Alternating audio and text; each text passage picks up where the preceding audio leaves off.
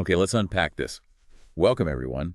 Today we are diving deep into something really fascinating, narrative persuasion. It's all about taking the simple act of telling a story and, well, almost weaponizing it, turning it into a strategic superpower. Hmm. If you've ever sat through presentations and wondered, why one person gets the funding or the buy-in, while someone else, with the exact same data, Hmm. just falls flat, this is definitely the deep dive for you. Yeah. We're not just talking about being like a good storyteller in a general sense. We're analyzing how personal narratives can be meticulously shaped, really shaped to influence how people perceive things, Right. moving storytelling beyond just art, beyond creativity, Hmm. into this realm of strategic leverage. That is precisely our mission today. We want to give you the blueprints, essentially. Our goal is to help you master the hidden architecture, you could say, of these influential stories. Because the big question for you, the learner, is how do you stop just reciting facts? How do you transform your actual lived experiences into powerful tools? Tools that have lasting impact and build real, deep, authentic connection. Yeah. We really need to understand the mechanics, the underlying gears that allow a story to resonate so deeply that it actually transforms the listener's viewpoint. Absolutely. And to kick things off, we have to look at this foundational insight that, well, all the sources seem to hammer home. Your personal story isn't just a tool for influence. Hmm. It's often identified as your most potent tool, your number one Yeah. asset. Yeah. And I think a lot of people kind of feel this intuitively, but let's dig in. Why is this foundational truth so powerful when we actually look at the psychology behind it? Well, it's really rooted in how our brains process information. Mm. Think about it. If you bombard someone with, say, a PowerPoint deck just full of facts, Yeah. pure beta, pure logic, The logos, yeah. exactly, the logos, they have to expend quite a bit of cognitive energy just tracking and verifying every single point you make. And chances are they might remember maybe 10% of it later, if you're lucky. But influence, real influence, is primarily swayed by pathos. It's the emotional core of the narrative that does the heavy lifting. Okay. There's this underlying mechanism. It's often referred to as narrative transportation theory. Basically, when a story is compelling, the listener psychologically kind of leaves their own world for a moment. They enter the world of the narrative. Oh, okay. Transport. Transported, exactly. And when that happens, their critical defenses, their skepticism, it tends to drop. The facts might support the story, sure, but it's the story itself that shifts their internal perceptions and actually bonds them to your message. Mm. We've seen documented examples, brief ones, in public policy and marketing, where a single short anecdote about one person's experience can completely outweigh a massive data set presented clinically. Wow. So you listening should think of this as like the master key, the key to shaping how people see your ideas, your professional competence, even just your core message. Yeah. If you understand how to achieve that transportation effect, you effectively control the context, the frame. You really do. Okay, now let's talk strategy. Because great narratives, the truly persuasive ones, they're rarely just accidental, right? They're crafted. Almost never accidental. So before you even open your mouth to tell the story, there needs to be some strategic planning. The sources really demand you identify two key things up front. First, what's the core message? Mm-hmm. Single takeaway. And second, critically, what's the desired outcome? What single thing do you need the audience to know, believe, or feel? And maybe what specific action do you want them to take after hearing it?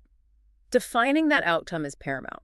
It dictates every single subsequent decision you make in crafting the narrative. And once you have that nailed down, then we can move to structure. And to really maximize the impact, it's often beneficial to employ something called the archetypal journey. The hero's journey, that sort of thing. Exactly, what many people call the hero's journey structure. It's a crucial way to organize your narrative for resonance. Yeah. Now, this doesn't mean you need to be out fighting dragons, obviously. It means applying that familiar framework. You know, the call, the trials, the return to your own professional or personal challenges. You start with the call to adventure, maybe recognizing a problem or an opportunity. You move through the ordeal, that's the struggle, the low point, the main challenge, and you conclude with the return, the resolution, the lesson learned, the transformation achieved. And why is that structure so effective? The power lies in its familiarity. It gives the listener something they subconsciously recognize and can latch onto. It's a predictable, yet still emotionally satisfying progression. They know how to follow it. Okay. Here's where it gets really interesting for me, though. Yeah. That structure, getting it right, It requires some pretty hard editing choices. Definitely. So we decide what stays in to build that archetypal journey. But what about what stays out? I mean, let's talk about strategic omission. Isn't that just a convenient way of saying we're spinning the truth? Or maybe hiding the inconvenient details? That is the critical line we have to define, and it's precisely why we call it strategic, not deceptive. It's not about fabricating events or misrepresenting core facts or data. That's unethical and usually backfires. Okay. It's about focusing the lens. Think of it like directing a movie scene.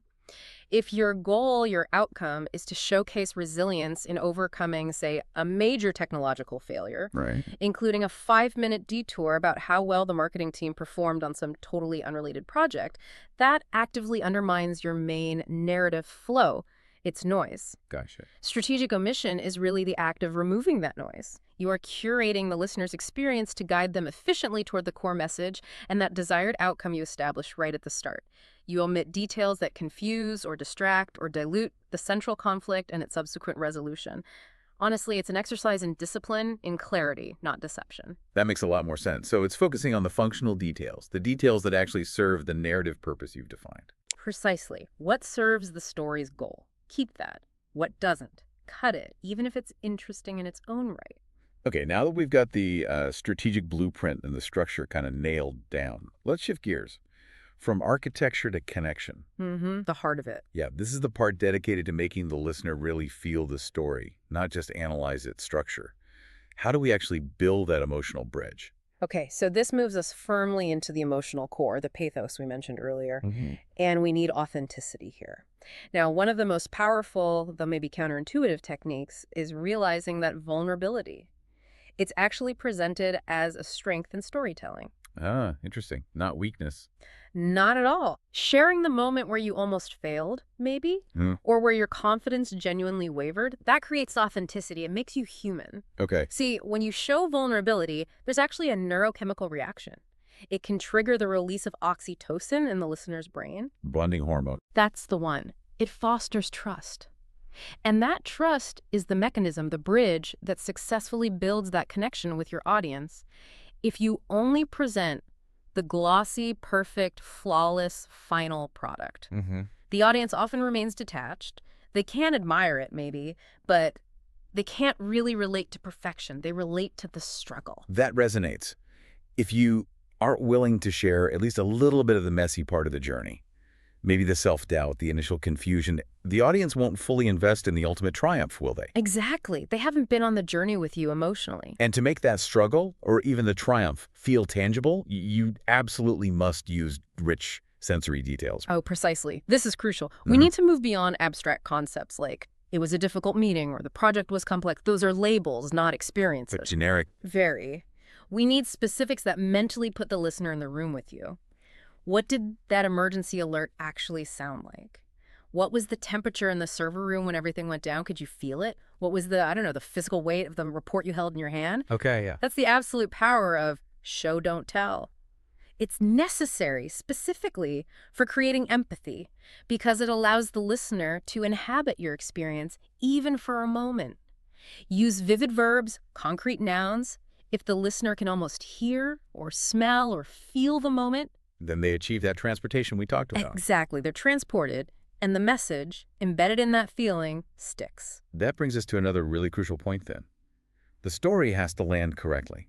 You can do all this amazing structural and emotional work, craft this beautiful thing. But if you deliver to the wrong audience, or maybe in the wrong way, all that effort could be wasted. Or worse, counterproductive. Absolutely critical. This brings us to tailoring the narrative, adapting it. Yes. You absolutely must understand your audience's pre-existing values, their perspectives, their potential biases. What do they already care about? What are their concerns? Give me an example. Okay, think about a story focused on, say, bold risk-taking and radical innovation. That narrative might absolutely thrill a room full of startup investors, right? That's what they value. Yeah, they lean into risk. But tell that exact same story with the same emphasis to maybe a finance VP at a large established corporation, and it might cause them to break out in a cold sweat. Because their core value is stability, predictability. Precisely. Their context is different. So you need to adapt your language, your tone, and critically, the emphasized parts of that archetypal journey for optimal reception. If you're speaking to a board board of directors, maybe the narrative needs to be concise, data-supported, and focus heavily on the return, the quantifiable outcome, the ROI. But if you're speaking to, say, grassroots community volunteers about the same project, the tone should probably be more personal, more relational, and you might emphasize the ordeal more, the shared struggle, the collective effort, the community impact. So the core story might be the same, but the framing and emphasis shifts dramatically based on what the listener already values or needs to hear. Exactly right. It's about meeting them where they are. Okay, let's try and bring this back to practical application now. Connecting all this knowledge to real-world, sometimes high-stakes impact. Where do we see this blueprint immediately making a difference out there? Oh, the applications are incredibly widespread, from very personal, micro-level situations up to macro, systemic ones.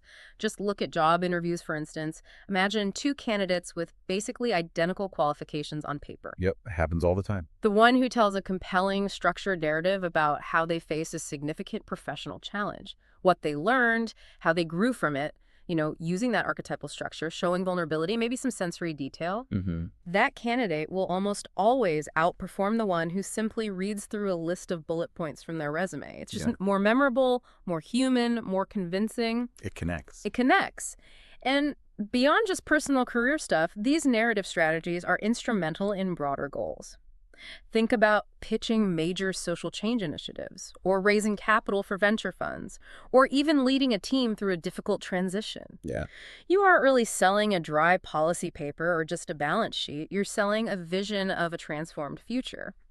And that vision is best illustrated, best made tangible, by a carefully curated narrative of how the journey will unfold, including the potential struggles and the ultimate payoff. Stories drive social change by illustrating injustice or inspiring collective action far more effectively than, any abstract white paper ever could. Okay, so for you listening right now, the actionable steps seem pretty clear.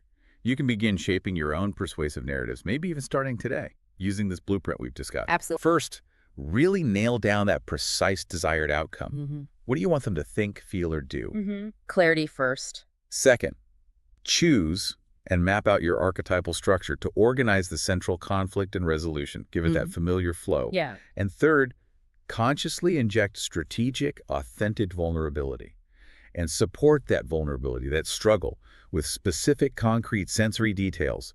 Show, don't just tell. Perfect summary. And please remember, everyone, this is not a static, one-and-done process. You don't just craft the perfect story, tell it once, and then file it away forever. Right. It needs to live. Exactly. Maintaining your influence requires continuous evolution. It requires refinement, reflection, because the context changes, right? The audience changes. You change. A story that worked wonders last year might need a completely new emphasis or maybe different details omitted or added to land effectively today. It really requires constant rehearsal, feedback if you can get it, and polishing. So what does this all mean? Wrapping things up, we've learned that mastering this art, this science maybe, of narrative persuasion, involves balancing that strategic structure, the defined archetypal journey, the calculated use of omission with genuine, authentic connection. And that connection is built through things like vulnerability and those vivid sensory details. It's a precise blend, isn't it? Head, structure, and heart all working together. Beautifully put. It really is that blend. Structure provides the path, emotion provides the fuel. And perhaps our final provocative thought for you, the listener, to consider today, building on this whole idea of the strategic use of narrative, is this.